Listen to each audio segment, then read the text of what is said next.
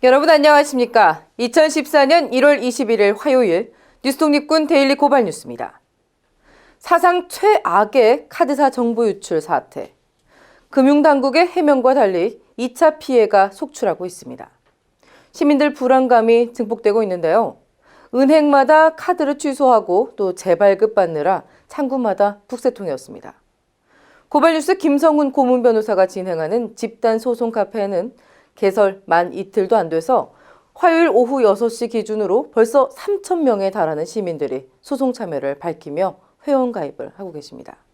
특히 김성훈 변호사가 수임에 따른 수익 전체를 고발뉴스에 기부하기로 했다는 소식이 전해지면서 더 많은 시민들이 몰리고 있는 상황입니다. 현재 최대 규모의 소송인단이 꾸려지고 있다는데요. 고발뉴스는 승소에 따른 기부금이 전달되면 김 변호사의 바람대로 광고와 또 외압에 흔들리지 않는 소비자 고발 사이트 구축에 소중하게 사용할 것임을 약속드립니다. 뉴스독립군 고발뉴스, 오늘도 씩씩하게 출발합니다. 이 프로그램은 지난 시간보다 2분 늘었네요. 감사합니다. 모두 5,807분의 고발뉴스 정기구독 후원자 제공입니다.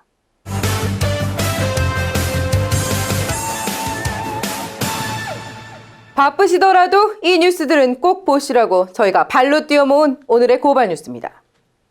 KB국민, NH농협, 롯데카드 등 3사의 개인정보 유출 피해가 눈덩이처럼 불어나고 있습니다. 우리나라 경제활동 인구의 75%에 달하는 개인정보가 유출됐다고 하니 그야말로 최악의 상황이라고 봐야 할 텐데요. 정보 유출에 따른 2차 피해 우려가 높은 상황에서 분노한 시민들, 집단 소송으로 대응하고 있습니다. 고발뉴스 고문 변호사로 전두환 재판과 또 이미숙 재판을 재능기부 차원에서 수임해 모두 승소하셨죠? 김성훈 변호사입니다.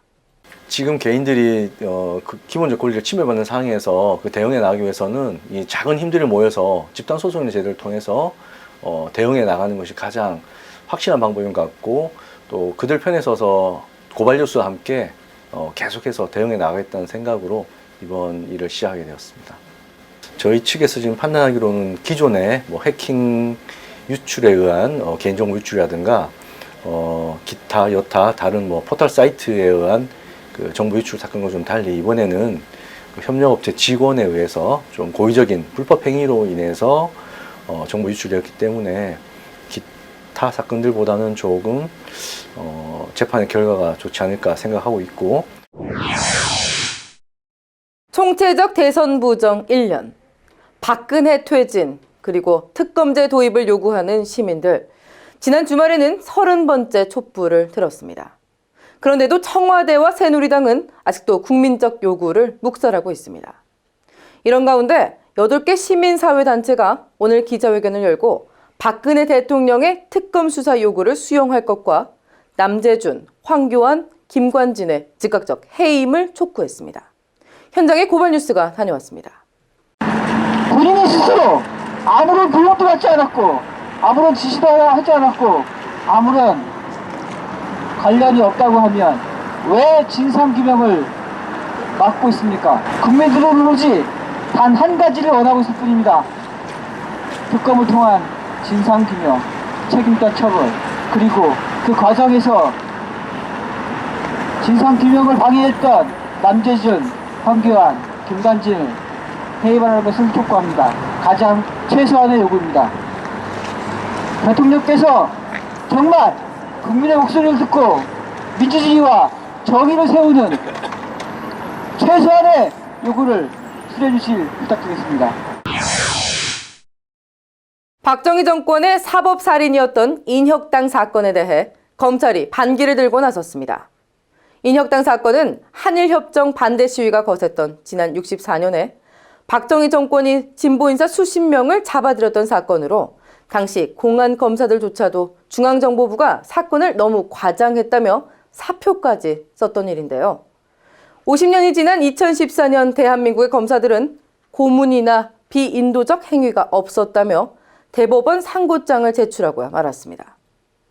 역사가 50년 이전으로 퇴보했다는 네티즌들의 분노가 이어지고 있습니다.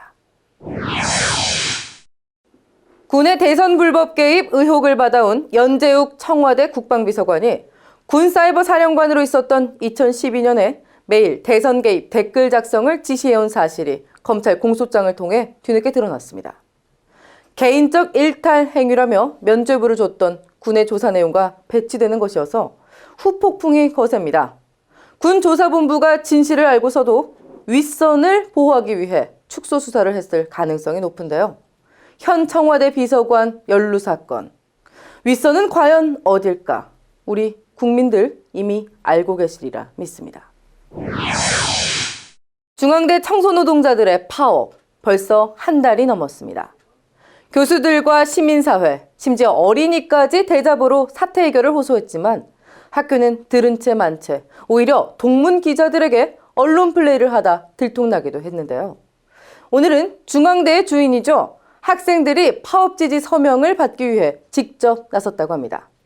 학생들, 그동안 청소노동하느라 고생하신 어머님들께 감사장도 전달했다고 합니다. 고발뉴스가 학생들을 만나봤습니다. 어머님도 얼마나 힘들었을까. 이게 보통 그냥 학생들 뭐 구조적인 투쟁도 뭐 힘들지만 그런 투쟁이 아니라 진짜 생존권 투쟁인 거잖아요. 거의 마지막 모든 걸 다 걸고 하는 투쟁인데 정말 힘드실 거라고 생각을 하면서도 어머님들이 정말 힘차게 투쟁하신 모습 보면서 되게 희망을 갖는 것 같아요, 저도. 일어나 다시 한번 해보는 거야. 대자보가 근데 학교 측에 의해서 60여 장 떼졌고 그 이후에도 붙이는 족족 떼고 있습니다. 저기도 붙여져 있는데 얼마나 또 갈지 모르겠습니다.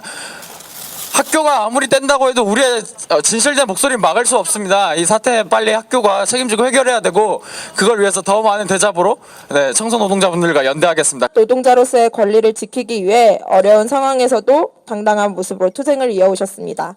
그 과정에서 학생들을 비롯한 많은 사람들의 모범이 되었기에 감사한 마음으로 이 표창장을 수여합니다. 2014년 1월 21일 청소노동자를 지지하는 학생들 드림.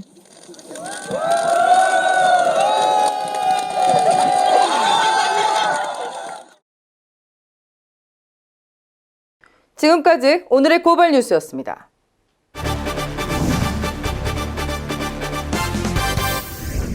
정부의 철도와 의료 영리화 시도 우리 국민들을 분노케 만들고 있는데요.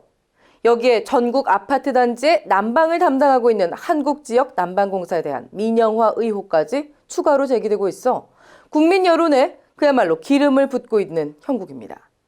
오늘은 국민 리포터 물뚝심송 씨가 심각한 지역 난방 민영화 실태를 고발합니다.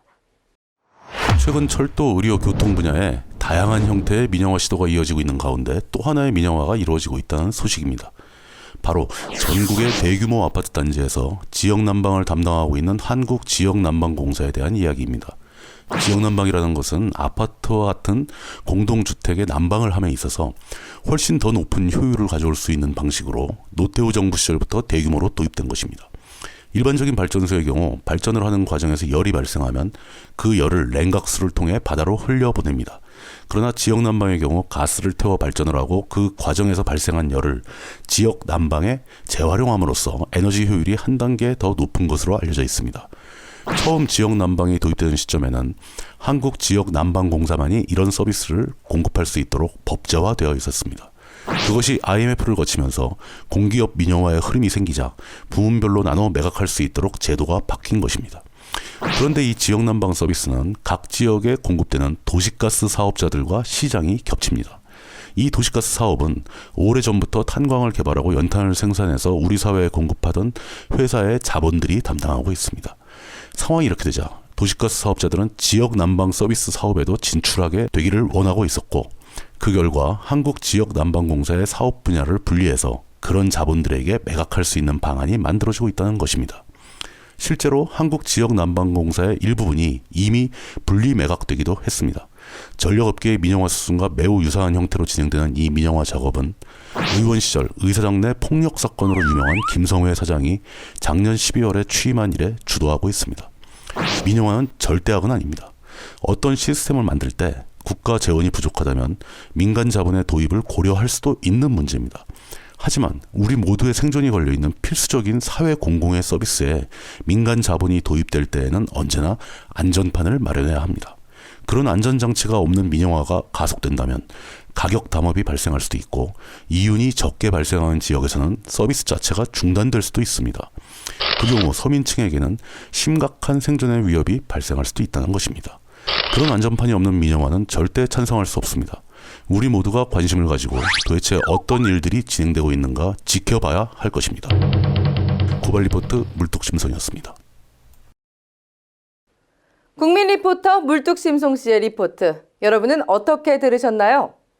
다양한 의견이 넘쳐나는 열린 플랫폼을 지향하는 저희 고발뉴스는요, 보다 많은 파워블로거들의 참여를 기다립니다. 모든 블로거가 국민 리포터가 되는 그 날까지 저희 데일리 고발뉴스의 문은 언제나 활짝 열려 있다는 사실 다시 한번 말씀드립니다.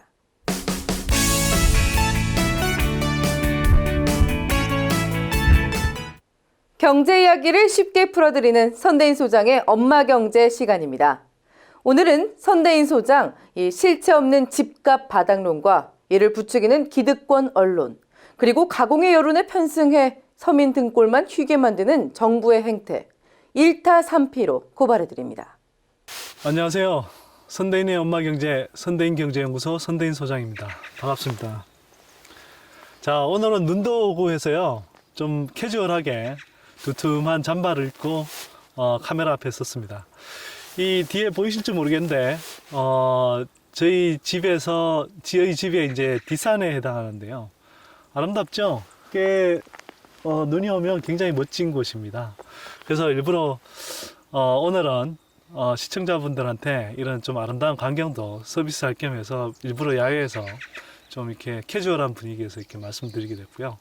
오늘 말씀드릴 주제는요, 집값 바닥론 이야기를 다시 한번 해볼까 합니다. 뭐 집값 바닥론 아시겠지만 지난 한 2009년부터 해서 계속 나오고 있습니다. 그런데 2009년 이후 매년 연초 전망할 때마다 올해 뭐 상반기에는 지금 처져 있어도 하반기에는 오를 거다. 그래서 곧 뭐 집값 바닥이 된다. 늘 이런 식으로 선동 보도를 하곤 했습니다. 뭐 조중동을 비롯해서 뭐 기득권 경제지들이 대부분 이런 선동에 앞장섰고요. 올해도 예외가 아닙니다. 실제로 정부 부양책이 나오고 한 2달, 3달 정도 지나면 계속 꺾이는 흐름이 나타났었는데 올 초에도 또 이제 집값 바닥론이 등장하고 있습니다. 그런데 그 근거들을 보면 많은 분들이 또 속아 넘어가기 십상인 그런 보도들이 꽤 많이 있는 것 같습니다. 기자들이 제대로 좀 보도를 해줘야 되는데요. 엉터리 보도를 하거나 또 속임수 보도를 하기 때문에 그렇습니다. 대표적인 게 얼마 전에 이제 조선일보에서 거래 절벽이 지금 나타나지 않고 있고 거래 활성화되고 있다. 그래서 곧 집값이 될 거다. 이런 이제 보도를 했습니다. 그런데 근거라는 게 올 들어서 일어나고 있는 거래량이 한 40% 정도 늘었다는 거예요. 근데 많은 분들이 이렇게 들어보시면 아 정말 거래가 많이 늘어서 집값이 막 뛰나 보다 뭐 그렇게 생각하기 십상이겠죠. 근데 가만히 이렇게 비교를 해보면 지난해 2013년 1월 또 2012년 1월은 굉장히 특수한 달인데요. 뭐냐 하면 그 전해 12월까지 취득세 감면이 계속돼서 사실은 그해 지난해 1월 또 2012년 1월은 거래 절벽이 왔던 달입니다. 거래 절벽이 왔으니까 얼마나 거래량이 확 줄었겠습니까? 그때와 비교해서 지금 올해 1월 달에 거래량을 비교하고 있으니 상대적으로 비율로 따지면 좀 늘어난 것처럼 보이지만 여전히 예년에 비하면 오히려 거래량이 지금 위축되고 있는 상황입니다. 언론뿐만 아닙니다. 심지어 박근혜 대통령이 신년 기자회견에서 뭐 올해 집값이 뭐 상승할 것, 뭐 이런 식의 이제 메시지를 내놓으니까 정부 산하 연구기관들부터 이런 막 코드 맞춘 연구 결과를 막 발표하는 듯한 그런 인상을 지울 수가 없습니다. 대표적인 국책 연구기관인 한국개발연구원, KDI라고 하죠. 이 KDI가 건국대 부동산학과 교수들하고 같이 내는 그 부동산 관련 보고서가 있는데요. 올해 그 자신들이 이제 자문을 받는 한 80여 명 전문가들 가운데 한 절반 정도가 올해 집값 상승을 점쳤다. 뭐 이런 식의 이제 보도를 내놨습니다. 그런데요, 국토연구원 원장은요, 예전에 저스트R이라는 부동산 투자 자문 회사의 창립 멤버였고 이사를 지냈던 분입니다. 뭐 대학교 교수이긴 하나 그렇게 부동산 업계의 이해관계에 맞아떨어졌던 분이고요. 이런 분들이야 당연히 자신들의 희망사항을 여러분들한테 전달하려고 노력할 수밖에 없죠. 그래서 이런 연구소에서 나오는 정책 제안들이 정말 무주택 서민들의 입장에 서 있을지, 또 이런 분들이 집값이 떨어진다고 냉정하게 이야기할 수 있을지 굉장히 의문입니다. 그래서 아까 말씀드렸듯이 거래량 측면에서도 지금 집값이 거래 침체가 오히려 계속되고 있고, 또 한편으로는 계속 뭐 호가다 분위기다 이렇게 바람을 잡고 있지만 부동산 시장에 근본적으로 변화가 일어나고 있지 않습니다. 혹시라도 이런 선동보도, 또 박근혜 정부의 코드 맞추기식 연구 결과 발표에 혹해서 무리하게 빚지고 집을 사시는 그런 일은 없기를 바랍니다. 자, 오늘 흰눈이 많이 오는데 좀 심각한 말씀 드렸는데요. 그래도 마지막은 이렇게 아름답게 내리는 눈발 잠시 감상하시면서 끝내시면 좋겠습니다. 자, 오늘 선대인의 엄마경제 선대인이었습니다. 파워 트위터리언이죠. 춘천 MBC 박대웅 기자가 트위터에 올린 사진 한 장이 화제가 되고 있습니다. 지난주 MBC 해직 언론인들에 대한 해고 무효 판결을 물타기한 MBC 보도를 JTBC 보도와 비교해서 비판을 한 건데요. 이를 본 MBC 권재홍 본부장이 박대웅 기자를 손보겠다라고 엄포를 놨다고 합니다. 그러더니 박대웅 기자가 이 사진을 올린 건데요. 네, 이 박대웅 기자가 손을 먼저 보여준 거죠. 어쩌죠? 권재홍 본부장 이 박 기자 손을 보셨으니 만족하셨을까요? 네티즌들은 MBC 파업 당시 노조의 규탄 함성만 듣고도 정신적 충격을 받아 입원까지 하셨던 분이라 또 충격받았을까 걱정하시는 분들이 참 많네요. 여러모로 답답한 세상, 이 날카로운 비판에 종종 웃음까지 주시는 박대웅 기자, 감사드립니다. 오늘 뉴스 독립군 고발 뉴스 여기까지입니다. 시청해주신 여러분 고맙습니다.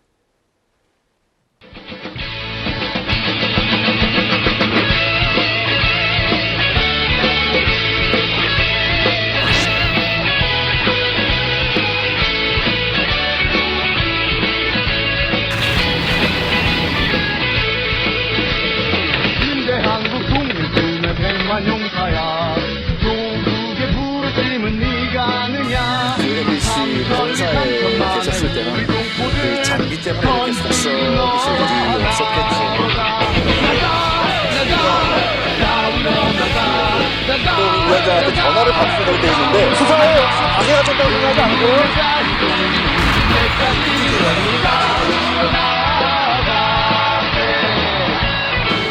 10년 전에 고발뉴스.com 이상호 기자의 고발뉴스라고 하는 홈페이지를 만들면서 그때 사실 어렸을 때 초년병 기자 생활할 때부터